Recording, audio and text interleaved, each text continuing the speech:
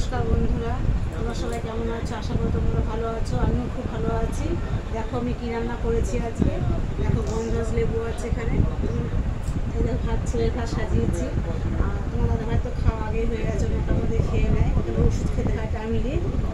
আর দেখো এখানে কী কী আছে, এখানে হচ্ছে উচ্ছে ভাজা আছে, মোলা মাছ ভাজা আছে। এটা পাট শাক ভেজেছি, রসুন দিয়ে কালো জিরে দিয়ে পাট শাক ঝোল করে না, তো পাট শাকটা ভেজেছি আজকে। আর এটা আছে মোলা মাছ দিয়ে হিঞ্চে শাকের একটা তরকারি ভেজেছি, এটা করেছি। আর এটা আছে মুরগির মাংস, করেছি।